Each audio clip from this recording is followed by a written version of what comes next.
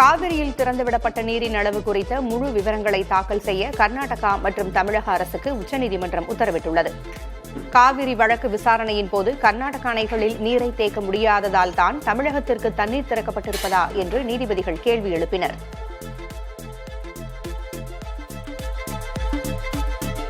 சட்டமன்றத்தில் 110 விதியின் கீழ் உரையாற்றிய முதல்வர் விஜய் விவசாயிகளுக்கான பயிர்க்கடனில் கூடுதல் தள்ளுபடி செய்து அறிவித்தார். அதன்படி 75,000 ரூபாய் கடன் வாங்கியிருந்தால் 100 விழுக்காடு முழுமையாக தள்ளுபடி செய்யப்படுவதாகவும் பயிர்க்கடன் 1 லட்சம் ரூபாய் எனில் 75,000 ரூபாய் வரை தள்ளுபடி என்றும் அறிவித்தார். முன்னாள் முதல்வர் கருணாநிதியின் பெயரை குறிப்பிட்டு அமைச்சர் ரஞ்சித்குமார் பேசியதற்கு முதல்வர் விஜய் மன்னிப்பு கோரினார். முன்னதாக சட்டமன்றத்தில் கண்ணியம் காக்கப்பட வேண்டும் என்று ஓ பன்னீர்செல்வம் வலியுறுத்த அதற்கு பதிலளித்த அமைச்சர் ரமேஷ் எதிர்க்கட்சித் தலைவர் உதயநிதியின் செயல்பாட்டை விமர்சித்தார். இதனால் சட்டமன்றத்தில் சிறிது நேரம் காரசார விவாதம் நடைபெற்றது. முதல்வர் விஜய் சட்டமன்றத்துக்குள் வரும்போது எதிர்க்கட்சித் தலைவர் எழுந்து நிற்காதது சரியா என்று அமைச்சர் ரமேஷ் எழுப்பிய கேள்விக்கு சபாநாயகர் தான் இந்த அவைக்கு தலைவர் என்று முன்னாள் முதல்வர் ஓ பன்னீர்செல்வம் பதிலளித்தார். இதைத் தொடர்ந்து முதல்வர் வருகையில் உறுப்பினர்கள் எழுந்து நிற்க வேண்டும் என்பது கட்டாயமில்லை என்று சபாநாயகர் ஜேசிடி பிரபாகர் அறிவித்திருக்கிறார். திமுக ஆட்சியில் அக்கட்சியின் நிர்வாகியாக இருந்த ஜாஃபர் சாதிக் போதைப்பொருள் கடத்தலில் கைதான சம்பவத்தை அமைச்சர் நிர்மல்குமார் சட்டமன்றத்தில் சுட்டிக்காட்டி பேசினார். இதற்கு பதிலடி கொடுத்த எதிர்க்கட்சித் தலைவர் உதயநிதி ஸ்டாலின் அமைச்சர் சரத்குமார் தொடர்பான வீடியோவை குறிப்பிட்டு கேள்வி எழுப்பினார். இதையடுத்து உதயநிதியின் குற்றச்சாட்டிற்கு பதிலளித்த அமைச்சர் சரத்குமார் இச்சம்பவம் குறித்து ஏற்கனவே விளக்கம் அளித்துவிட்டதாக தெரிவித்தார்.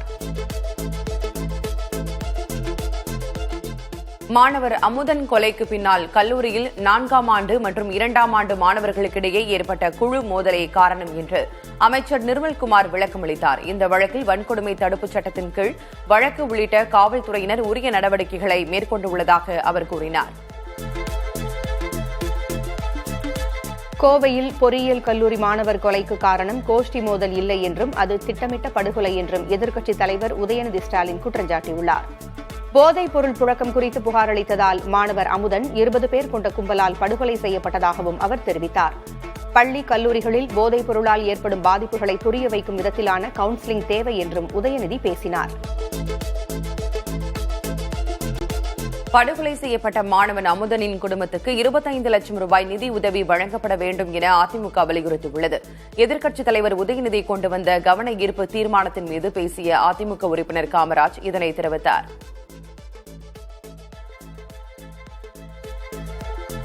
மாணவர் அமுதன் கொலை போன்று இனி ஒரு சம்பவம் நடக்காது பார்த்துக் கொள்ள வேண்டியது அரசின் பொறுப்பு என பாரதிய ஜனதா சட்டமன்ற உறுப்பினர் போஜராஜன் பேசினார். சட்டமன்றத்தில் பேசிய அவர் அனைத்து கட்சிகளும் இந்த விஷயத்தில் ஒன்றுபட்டு நிற்க வேண்டும் என்று கேட்டுக் கொண்டார்.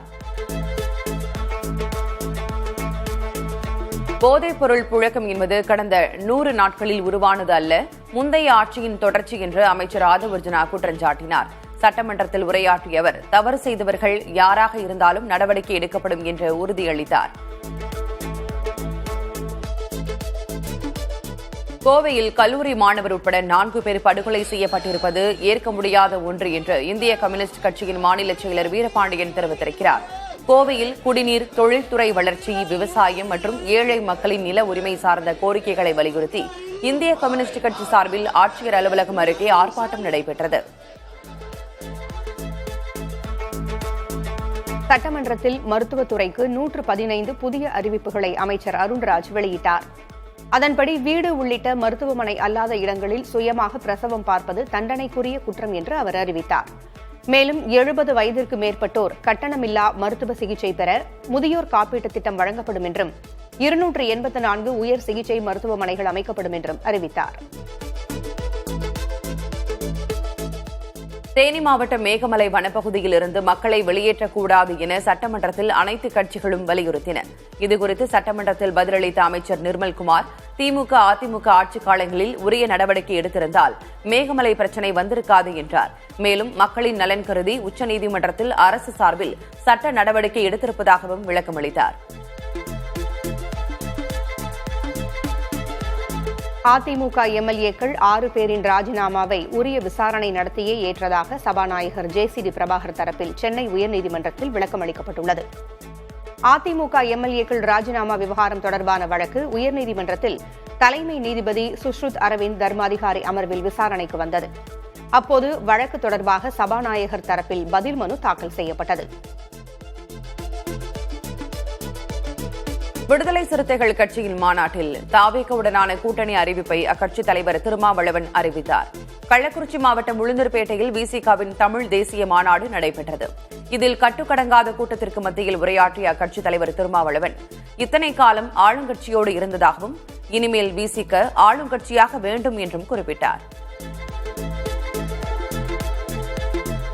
கள்ளக்குறிச்சி மாவட்டம் உளுந்தூர்பேட்டையில் விசிக தலைவர் திருமாவளவன் தலைமையில் அக்கட்சியின் தமிழ் தேசிய மாநாடு நடைபெற்றது. மாநாட்டு திடலில் கட்டுக்கடங்காத தொண்டர்கள் கூட்டத்தால் பெரும் தள்ளுமுள்ளி ஏற்பட்டது. ராம்ப்வாக் மேடையில் நடந்து சென்ற திருமாவளவனுக்கு தொண்டர்கள் உற்சாக வரவேற்பளிக்கும் வகையில் கட்சித் துண்டை அவரை நோக்கி வீசினர். ராம்ப்வாக் மேடையில் ஏறி அவரை தொண்டர்கள் சூழ்ந்து கொண்டதால் பெரும் பரபரப்பு ஏற்பட்டது. கள்ளக்குறிச்சி மாவட்டம் உளுந்தூர்பேட்டையில் விசிக மாநாட்டிற்காக சென்ற தொண்டர்களின் வாகனத்தை காவல்துறையினர் தடுத்து நிறுத்தியதால் தள்ளுமுள்ளி நேரிட்டது. போக்குவரத்து விதியை மீறி செல்ல முயன்றதால் காவல்துறையினர் வாகனங்களை தடுத்து நிறுத்தினர். அப்போது காவல்துறையினருக்கு எதிராக விசிகவினர் முழக்கங்களை எழுப்பினர்.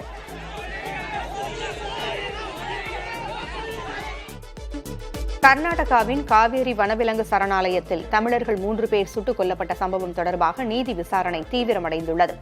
வேட்டையாட வந்த கும்பல் சுட்டதால் தற்காப்புக்காக திருப்பச் சுட்டதாக வனத்துறையினர் தெரிவித்துள்ளனர்.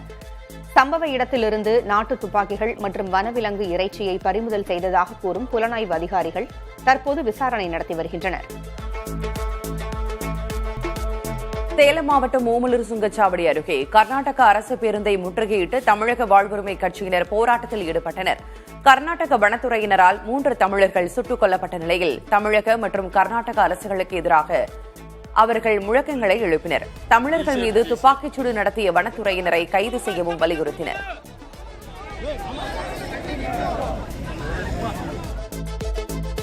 ஏர் இந்தியா விமான நிறுவனத்தைச் சேர்ந்த மேலும் 2 விமானிகளிடம் நடத்தப்பட்ட சோதனையில் அவர்கள் போதைப் பொருள் பயன்படுத்தியதற்கான ஆரம்பகட்ட ஆதாரங்கள் இருப்பது அம்பலமாகியுள்ளது. விமான போக்குவரத்து துறையின் கடுமையான பாதுகாப்பு விதிமுறைகளின்படி இதுபோன்ற சோதனைகளில் சிக்கிய விமானிகள் உடனடியாக பணியிலிருந்து விடுவிக்கப்பட்டு முழுமையான மருத்துவ பரிசோதனைக்கு உட்படுத்தப்படுவர். தேசிய தேர்வு முகமையின் தேர்வு முறைகளில் எழுந்த புகார்களை தொடர்ந்து மத்திய கல்வித்துறை அமைச்சர் பிரகலாத் ஜோஷி தலைமையில் நடைபெற்ற உயர்மட்ட கூட்டத்தில் கடுமையான சீர்திருத்த நடவடிக்கைகள் அறிவிக்கப்பட்டுள்ளன. அமைப்பின் செயல்பாடுகளை சீரமைக்கும் நோக்கத்தில் 50க்கும் மேற்பட்ட பணியாளர்கள் நீக்கப்பட்டுள்ளனர். இணைய பாதுகாப்பு, வினாத்தாள் வடிவமைப்பு போன்ற பிரிவுகளுக்கு தனியார் துறை வல்லுநர்களை நியமிக்க முடிவு செய்யப்பட்டுள்ளது.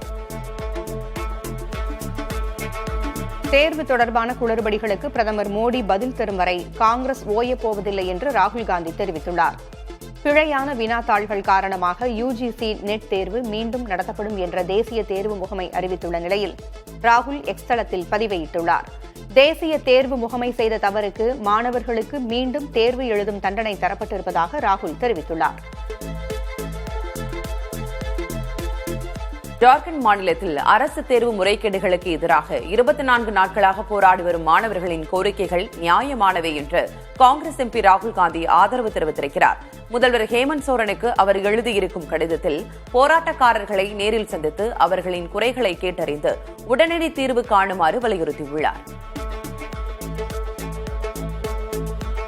காங்கிரஸ் தலைமையகத்தில் நடைபெற்ற சுதந்திர தின விழாவில் வந்தே மாதரம் பாடலுக்கு அவமரியாதை இழைக்கப்பட்டதாக கூறப்படும் புகார் குறித்து டெல்லி காவல்துறை விசாரணையை தொடங்கியுள்ளது.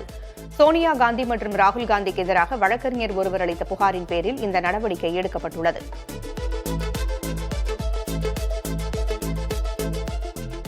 பாரதிய ஜனதா உயர்மட்ட நிர்வாகத்தில் முக்கிய மாற்றங்கள் செய்யப்பட்டுள்ளன. பியூஷ் கோயல் பொருளாளராக நியமிக்கப்பட்டுள்ளார். ரேகா வர்மா, ராம் மாதவ், வசுந்தரா ராஜே சிந்தியா, புரந்தேஸ்வரி, தாரிக் மன்சூர் உள்ளிட்ட 13 பேர் துணைத் தலைவர்களாக அறிவிக்கப்பட்டுள்ளனர். BL சந்தோஷ் தேசிய பொதுச் செயலராக நீடிக்கிறார். தேசிய செயலர்களாக 13 பேர் அறிவிக்கப்பட்டுள்ள நிலையில் அதில் தமிழ்நாட்டிலிருந்து M வெங்கடேசன் இடம்பெற்றுள்ளார். இது தவிர இளைஞர், மகளிர், ஓபிசி, எஸ்சி, எஸ்டி, சிறுபான்மை, விவசாயம் ஆகிய பிரிவுகளுக்கும் புதிய தலைவர்கள் நியமிக்கப்பட்டுள்ளனர். புதிய நியமனங்களில் பலரும் புதியவர்களாவர். நிதின் நபீன் கட்சி தலைவரான பிறகு பெரிய அளவில் இந்த மாற்றங்கள் நடைபெற்றுள்ளன. புதிதாக பதவியேற்றவர்களுக்கு பிரதமர் மோடி வாழ்த்து தெரிவித்துள்ளார். பாஜக மகளிர் அணியின் தேசிய தலைவராக இருந்த வானதி சீனிவாசன் அப்பதவியிலிருந்து விடுவிக்கப்பட்டுள்ளார். புதிய தலைவராக சத்தீஸ்கர் மாநிலத்தைச் சேர்ந்த ரூப்குமாரி சௌத்ரி நியமனம் செய்யப்பட்டுள்ளார். சத்தீஸ்கரின் மகாசமுந்த் மக்களவைத் தொகுதியின் எம்பியாக பதவி வகித்து வரும் ரூப்குமாரி 2013 முதல் 2018 ஆண்டு வரை எம்எல்ஏவாக பணியாற்றியுள்ளார். மக்களவை எதிர்க்கட்சித் தலைவர் ராகுல் காந்தி மீதான சொத்து குவிப்பு வழக்கில் தாங்கள் இறுதி உத்தரவு தரும் வரை மேற்கொண்டு நடவடிக்கை எடுக்கக்கூடாது என அலகாபாத் உயர்நீதிமன்றத்திற்கு உச்சநீதிமன்றம் உத்தரவிட்டுள்ளது. மேலும் இவ்வழக்கில் உயர்நீதிமன்றத்தின் முந்தைய அறிக்கைகள் அடிப்படையில் அலகாபாத் உயர்நீதிமன்றத்தில் எந்த அறிக்கையையும் தாக்கல் செய்ய வேண்டாம் என்றும் சிபிஐக்கும் அமலாக்கத்துறைக்கும் உச்சநீதிமன்றம் அறிவுறுத்தியுள்ளது. பாகிஸ்தான் ஆதரவுடன் செயல்பட்ட 200 பயங்கரவாதிகள் பிடிபட்டுள்ளதாக மத்திய உள்துறை அமைச்சர் அமித் ஷா தெரிவித்திருக்கிறார். இது தொடர்பாக அவர் வெளியிட்டுள்ள எக்ஸ் பதிவில், ஷாசாத் பட்டி என்ற பயங்கரவாத கும்பலைச் சேர்ந்த 200க்கும் அதிகமான பயங்கரவாதிகள் மற்றும் அவர்களது கூட்டாளிகளை கைது செய்திருப்பதாக தெரிவித்திருக்கிறார். பாதுகாப்பு படைகள், புலனாய்வு அமைப்புகள் இணைந்து 14 மாநிலங்களில் நடத்திய அதிரடி சோதனைகளில் இவர்கள் கைது செய்யப்பட்டிருப்பதாகவும் கூறினார். நல்சார் சட்ட பல்கலைக்கழக மாணவர்களுக்கு தன்னிச்சையாக தடை விதித்து பின்னர் அதை திரும்பப் பெற்ற விவகாரத்தில் இந்திய பார் கவுன்சில் தலைவர் மனன்குமார் மிஸ்ரா பதவி விலக வழக்கறிஞர் அமைப்புகள் வலியுறுத்தியுள்ளன. வழக்கறிஞர்களின் மரபு தற்போதைய பலவீனமான தலைமையால் சீரழிந்திருப்பதாக கவலை தெரிவித்துள்ள அவர்கள் மிஸ்ரா பதவி விலகாவிட்டால் நம்பிக்கையில்லா தீர்மானம் கொண்டுவரப்படும் என்று எச்சரித்துள்ளனர். நாடெங்கும் உள்ள ரயில் நிலையங்களில் சுகாதாரமான குடிநீர் விநியோகிக்கப்படுவதை உறுதிப்படுத்த ரயில்வே துறை அமைச்சர் அஸ்வினி வைஷ்ணவ் உத்தரவிட்டுள்ளார். 512 ரயில் நிலையங்களில் நடத்தப்பட்ட ஆய்வில் பலவற்றில் குடிநீர் தரம் சரியாக இல்லை என்றும், கோவை உள்ளிட்ட ரயில் நிலையங்களில் நீரில் ஈகோலை பாக்டீரியா இருந்ததாகவும் மத்திய கணக்காயர் ஆய்வறிக்கையில் கூறப்பட்டிருந்தது. ஒடிஷா மாநிலம் கேந்திரபாரா மாவட்டத்தில் பெய்த கனமழையால் பிராமணி ஆற்றில் வெள்ளப்பெருக்கு ஏற்பட்டு கிராம பள்ளி வளாகத்திற்குள் வெள்ளநீர் புகுந்தது. இதனால் தரைத்தளம் மூழ்கியதை அடுத்து 250க்கும் மேற்பட்ட மாணவர்களும் ஆசிரியர்களும் பள்ளியின் முதல் தளத்தில் தஞ்சமடைந்தனர். கன்னியாகுமரி தக்கலை அருகே உள்ள வரலாற்று சிறப்புமிக்க பத்மநாபபுரம் அரண்மனையில் ஓணம் கொண்டாட்டங்கள் கோலாகலமாக தொடங்கியுள்ளன. அரண்மனை ஊழியர்கள் பாரம்பரிய உடைகளில் மிளிர பிரம்மாண்ட பூக்கோளமிட்டு பாடல்களை பாடி ஊஞ்சலாடி உற்சாகமாக ஓணம் பண்டிகையை வரவேற்றனர். வருகிற 26ஆம் தேதி வரை நடைபெறும் இந்த பண்டிகையை ஒட்டி அரண்மனையை பார்வையிட இரவு 8:30 மணி வரை அனுமதிக்கப்படுவர் என்று தெரிவிக்கப்பட்டுள்ளது. தாவேக அரசின் 100 நாள் சாதனை மலரை முதல்வர் விஜய் வெளியிட்டார். அரசின் 100 நாள் சாதனைகளை விளக்கும் மக்கள் நலனை இலக்காக கொண்ட அரசின் 100 நாள் சாதனை மலர் மற்றும் ஒரு புதிய தொடக்கம் என்ற காஃபி டேபிள் புக் ஆகியவை வெளியிடப்பட்டன. சென்னை தலைமைச் செயலகத்தில் நடந்த நிகழ்வில் 2 நூல்களையும் முதல்வர் விஜய் வெளியிட்டார். தாவேக அரசின் 100 நாள் ஆட்சிக் காலத்தில் மேல்மட்டத்தில் ஊழல் குறைந்திருந்தாலும் கீழ்மட்டத்தில் ஊழல் குறைய வேண்டும் என்று பாமக தலைவர் அன்புமணி ராமதாஸ் தெரிவித்துள்ளார். சென்னை எம்ஆர்சி நகரில் உள்ள தனியார் விடுதியில் செய்தியாளர்களை சந்தித்த அவர் கடந்த ஆட்சியில் நடந்த கனிம வள கொள்ளை, ஊழல் ஆகியவற்றை சரி செய்ய தாவேக அரசுக்கு மேலும் சில நாட்கள் தேவைப்படும் என்று தெரிவித்துள்ளார். பாமக தலைவர் அன்புமணி ராமதாஸை சென்னை டி நகரில் உள்ள அவரது இல்லத்தில் அதிமுக சட்டமன்ற உறுப்பினர்கள் சந்தித்து பேசினர். பின்னர் செய்தியாளர்களை சந்தித்த ஆற்காடு சட்டமன்ற உறுப்பினர் சுகுமார், அதிமுக பொதுச் செயலர் எடப்பாடி பழனிசாமியின் அனுமதியுடனே அன்புமணியை சந்தித்தோம் என்றும், தேர்தல் பிரச்சாரம் மேற்கொண்டு அதிமுக வெற்றிக்கு உதவியதற்கு நன்றி தெரிவித்ததாகவும் கூறினார். தமிழக வெற்றிக் கழகத்தின் 100 நாள் ஆட்சி அனைத்து தரப்பினராலும் வரவேற்கக்கூடிய ஆட்சியாக உள்ளது என்று விசிக தலைவர் திருமாவளவன் கூறினார். அரியலூர் மாவட்டம் அங்கனூரில் செய்தியாளர்களை சந்தித்த அவர் எந்த துறையிலும் ஊழலே இல்லை என்று பொதுமக்களை கூறும் அளவிற்கான ஆட்சி நடைபெறுகிறது என்று கூறினார். மாற்றம் என கூறி ஆட்சிக்கு வந்த தாவேக ஒட்டுமொத்த மக்களுக்கும் ஏமாற்றத்தையே பரிசாக அளித்திருப்பதாக பாஜக மாநில தலைவர் நயினார் நாகேந்திரன் தெரிவித்திருக்கிறார்.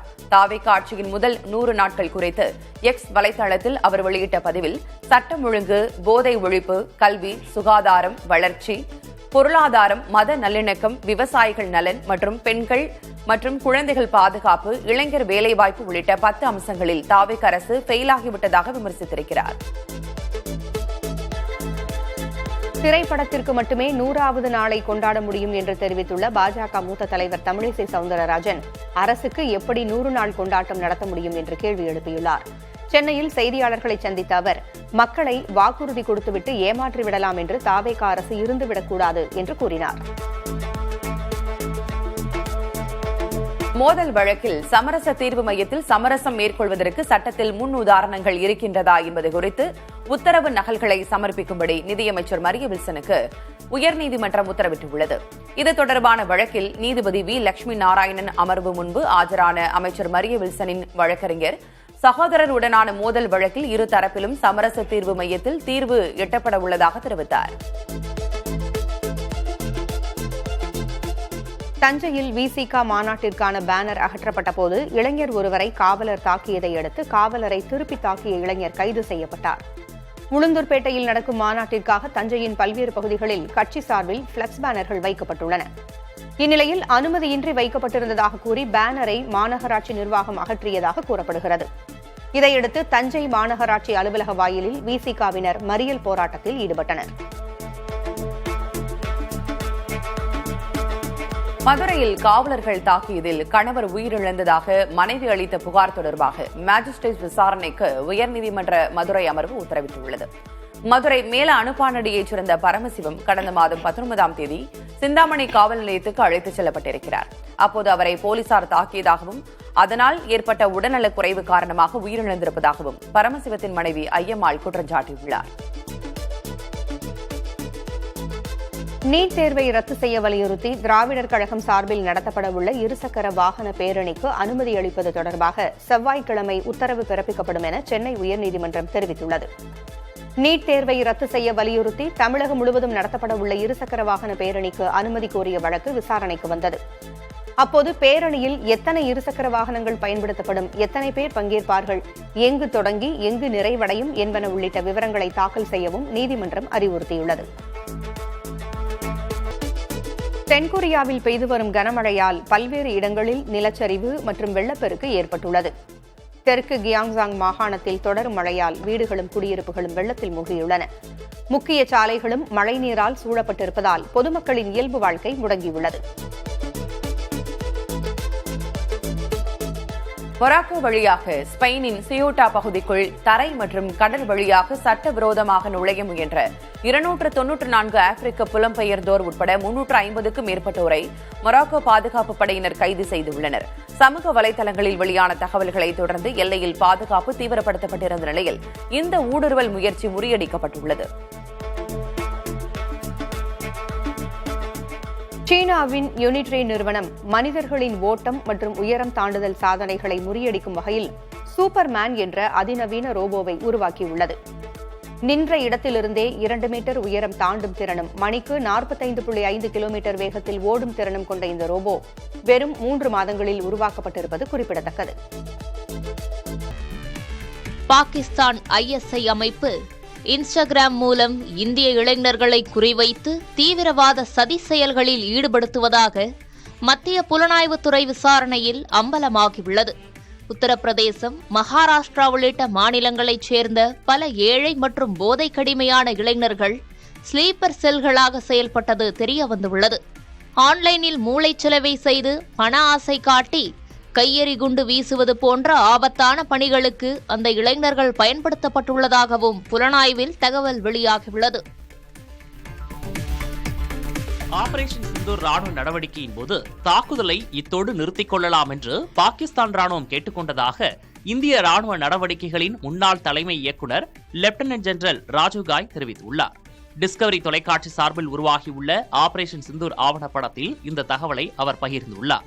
அதில் பிரம்மோஸ் ஏவுகணைகளை பயன்படுத்தி துல்லிய தாக்குதல்கள் நடைபெற்ற போது பாகிஸ்தான் ராணுவம் மோதலை முடிவுக்கு கொண்டுவர அணுகியதாக குறிப்பிட்டுள்ளார். சார், பல பிரம்மோஸ் ஏவுகணைகளை எங்கள் மீது வீசியுள்ளீர்கள். இப்போது நீங்கள் திருப்தி அடைந்திருக்க வேண்டும். நாம் இதை நிறுத்திக் கொள்ளலாம் என்று பாகிஸ்தான் ராணுவ நடவடிக்கைகளுக்கான இயக்குநர் கேட்டுக்கொண்டதாலேயே போர் நிறுத்தம் ஏற்பட்டதாகவும் ராஜீவ்காய் கூறியுள்ளார். ஜார்க்கண்ட் மாநிலத்தில் தனியார் நிறுவனம் மூலம் நடத்தப்பட்ட அனைத்து அரசு பணி தேர்வுகள் முடிவுகள் மற்றும் பணி நியமனங்களை ரத்து செய்வதாக முதல்வர் ஹேமந்த் சோரன் அறிவித்துள்ளார். தேர்வுகளில் பல்வேறு முறைகேடுகள் நடந்ததாக கூறி மாணவர்கள் போராட்டத்தில் ஈடுபட்டு வந்த நிலையில் இந்த நடவடிக்கை எடுக்கப்பட்டுள்ளது.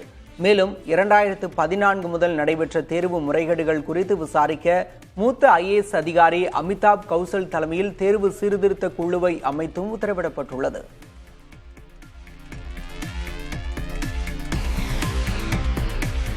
தேசிய தேர்வு முகமையின் தேர்வு முறைகளில் எழுந்த புகார்களை தொடர்ந்து மத்திய கல்வி அமைச்சர் பிரகலாத் ஜோஷி தலைமையில் நடைபெற்ற உயர்மட்ட கூட்டத்தில் கடுமையான சீர்திருத்த நடவடிக்கைகள் அறிவிக்கப்பட்டுள்ளன. அமைப்பின் செயல்பாடுகளை சீரமைக்கும் நோக்கத்தில் 50க்கும் மேற்பட்ட பணியாளர்கள் நீக்கப்பட்டுள்ளனர். இணைய பாதுகாப்பு, வினாத்தாள் வடிவமைப்பு போன்ற பிரிவுகளுக்கு தனியார் துறை வல்லுநர்களை நியமிக்க முடிவு செய்யப்பட்டுள்ளது. மேலும் ரகசிய செயல்பாட்டு உட்கட்டமைப்பை முழுமையாக மாற்றியமைக்கவும், இணைய இணைப்பு இல்லாத தனித்துவ கணினிகள் மற்றும் தீவிர பாதுகாப்பு விதிமுறைகளை போர்க்கால அடிப்படையில் அமல்படுத்தவும் அமைச்சர் பிரகலாத் ஜோஷி உத்தரவிட்டுள்ளார்.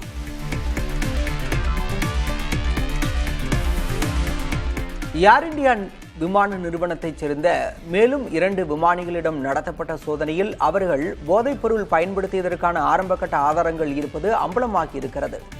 விமான போக்குவரத்து துறையின் கடுமையான பாதுகாப்பு விதிமுறைகளின்படி இதுபோன்ற சோதனைகளில் சிக்கிய விமானிகள் உடனடியாக பணியிலிருந்து விடுவிக்கப்பட்டு முழுமையான மருத்துவ பரிசோதனைக்கு உட்படுத்தப்படுவர்.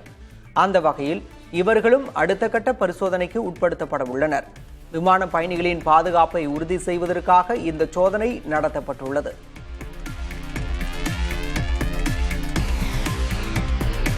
உத்தரப்பிரதேசத்தின் லக்னோவில் கொட்டும் மழையையும் பொருட்படுத்தாமல் ஆசிரியர் பற்றாக்குறையை கண்டித்து பள்ளி மாணவிகள் 200 பேர் மறியலில் ஈடுபட்டனர். லக்னோ டபாகா பைபாஸ் சாலையில் சர்வோதயா வித்யாலயா மாணவிகள் நடத்திய போராட்டத்தால் 2 மணி நேரம் போக்குவரத்து முற்றிலும் முடங்கியது. விடுதியில் தரமற்ற உணவு வழங்குவதை கண்டித்தும் அடிப்படை வசதிகள் கோரியும் மாணவிகள் முழக்கமிட்டனர். சம்பவ இடத்திற்கு வந்த அதிகாரிகள் உரிய நடவடிக்கை எடுப்பதாக மாணவிகளுக்கு உறுதியளித்தனர்.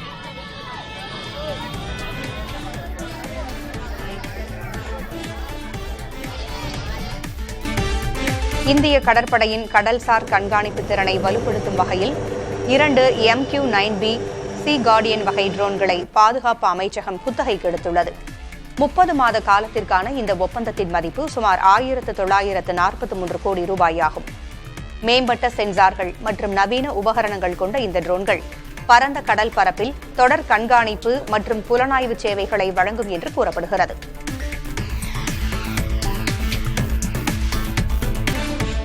ஹரியானா மாநிலத்தில் உள்ள அனைத்து தொழிற்சாலைகளிலும் தினமும் 5 நிமிடம் யோகா இடைவேளை முறையை கொண்டுவர மாநில அரசு திட்டமிட்டுள்ளது. தொழிலாளர்களின் மன அழுத்தத்தை குறைத்து உடல் மற்றும் மனநலனை மேம்படுத்துவதே இந்த திட்டத்தின் முக்கிய நோக்கமாகும். எளிய ஆசனங்கள் மற்றும் மூச்சு பயிற்சிகளை உள்ளடக்கிய இந்த யோகா அமர்வுகளை நடத்த ஒவ்வொரு 50 தொழிலாளர்களுக்கும் குறைந்தது 1 ஊழியருக்கு சிறப்பு பயிற்சி அளிக்கப்படும். பழைய வாகனங்கள் வைத்துள்ளோர் நலன் கருதி எத்தனால் 10 விழுக்காடு கலந்த பெட்ரோலை மீண்டும் அறிமுகப்படுத்த வேண்டும் என அரசின் தலைமை பொருளாதார ஆலோசகர் அனந்த நாகேஸ்வரன் யோசனை கூறியுள்ளார். ஆங்கில இதழ் ஒன்றில் எத்தனால் கலந்த பெட்ரோல் விவகாரம் குறித்து கட்டுரை ஒன்றை அனந்த நாகேஸ்வரனும் அவரது சக ஆலோசகருமான பூஜாரி என்பவரும் சேர்ந்து எழுதினர். தற்போது விற்கப்படும் E20 பெட்ரோல் பழைய வாகனங்களுக்கு உகந்ததாக இல்லை என்ற விமர்சனங்கள் இருக்கும் நிலையில் முன்பு விற்கப்பட்டு வந்த E10 பெட்ரோலை மீண்டும் கொண்டு வருமாறு கட்டுரையில் கூறப்பட்டுள்ளது. மேலும் பெட்ரோலில் 20 விழுக்காட்டிற்கு மேல் எத்தனால் கலக்கும் திட்டத்தை தீவிர ஆய்வுக்கு பின்பே முன்னெடுக்க வேண்டும் என்றும் அவர்கள் எச்சரித்தனர். எத்தனால் உற்பத்திக்கு உணவு தானியங்கள் திருப்பப்படும் போது உணவுக்கான தானியங்கள் குறைந்து புதிய பிரச்சினைகள் ஏற்பட வாய்ப்புள்ளதாக அவர்கள் கூறினர். E20 பெட்ரோல் தற்போது விற்கப்பட்டு வரும் நிலையில் அடுத்து E27, E30 என எத்தனால் கலப்பு அளவை அதிகரிக்க அரசு திட்டமிட்டு இருக்கும் நிலையில் அரசு ஆலோசகரின் யோசனை முக்கியத்துவம் பெறுகிறது. ஏர் இந்தியா விமான நிறுவனத்தைச் சேர்ந்த மேலும் 2 விமானிகளிடம் நடத்தப்பட்ட சோதனையில் அவர்கள் போதைப் பொருள் பயன்படுத்தியதற்கான ஆரம்பகட்ட ஆதாரங்கள் இருப்பது அம்பலமாகியுள்ளது. விமான போக்குவரத்து துறையின் கடுமையான பாதுகாப்பு விதிமுறைகளின்படி இதுபோன்ற சோதனைகளில் சிக்கிய விமானிகள் உடனடியாக பணியிலிருந்து விடுவிக்கப்பட்டு முழுமையான மருத்துவ பரிசோதனைக்கு உட்படுத்தப்படுவர். அந்த வகையில் இவர்களும் அடுத்த கட்ட பரிசோதனைக்கு உட்படுத்தப்பட உள்ளனர். விமான பயணிகளின் பாதுகாப்பை உறுதி செய்வதற்காக இச்சோதனை நடத்தப்பட்டுள்ளது. பொருளாதார வளர்ச்சியை மேம்படுத்த சென்னை திருவனந்தபுரம் தொழில் வழித்தட திட்டத்தை மத்திய அரசு பரிசீலிக்க வேண்டும் என தொழில்துறை அமைச்சர் கீர்த்தனா கோரிக்கை விடுத்துள்ளார். டெல்லியில் நடைபெற்ற தேசிய தொழில் வழித்தட கூட்டத்தில் பேசிய அவர் தமிழ்நாட்டின் தொழில் கட்டமைப்பு தேவைகளை வலியுறுத்தினார். கூட்டத்தில் பங்கேற்ற மத்திய நிதியமைச்சர் நிர்மலா சீதாராமன் சென்னை தூத்துக்குடி திட்டத்திற்கு முன்பு இருந்த தமிழக ஆட்சியாளர்கள் முக்கியத்துவம் அளிக்கவில்லை என்று சுட்டிக்காட்டினார். இதற்கு பதிலளித்த அமைச்சர் கீர்த்தனா புதிய ஆய்வுகளை தொடங்க விரைவில் கோரிக்கை மனு சமர்ப்பிக்கப்படும் என்று தெரிவித்தார். காரைக்காலில் தொடர் மின்வெட்டை கண்டித்து சட்டமன்ற எதிர்க்கட்சித் தலைவர் நாஜிப் தலைமையில் 100க்கும் மேற்பட்ட திமுகவினர் ஆர்ப்பாட்டத்தில் ஈடுபட்டனர். தலைமை மின்துறை அலுவலகத்தை முற்றுகையிட்டு ஆளும் கட்சிக்கு எதிரான கண்டன முழக்கங்களை எழுப்பினர்.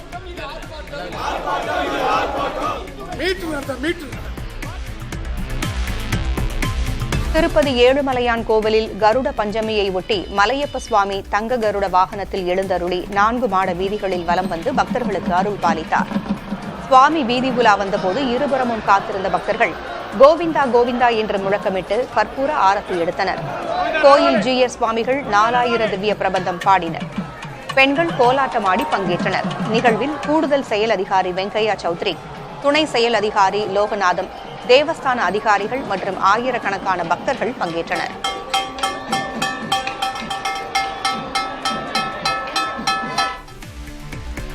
மலையாள மாதமான சிங்கம் 1ஆம் தேதியை ஒட்டி கேரள முதல்வர் VD சதீஷன் கொச்சியில் உள்ள கோவில்களில் சாமி தரிசனம் செய்தார்.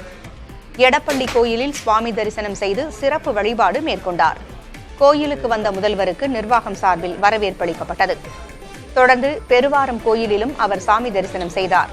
சிங்கம் 1ஆம் தேதி கேரள மக்களால் பாரம்பரிய மலையாள புத்தாண்டாகவும் கொல்லவர்ஷ ஆண்டின் தொடக்க நாளாகவும் கொண்டாடப்படுகிறது.